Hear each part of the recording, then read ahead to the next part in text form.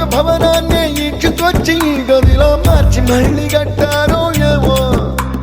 మాయజాలము తెలుసు మంత్రగారడి తెలుసు రెంటి కన్న ఇది ఇంకోటేమో నీలాకాశం నేలాకొస్తే ఇట్టాగే ఉంటాదో ఏమో ఈ సంతోషం దాచాలంటే హృదయాలు ఓ వంద కావాలి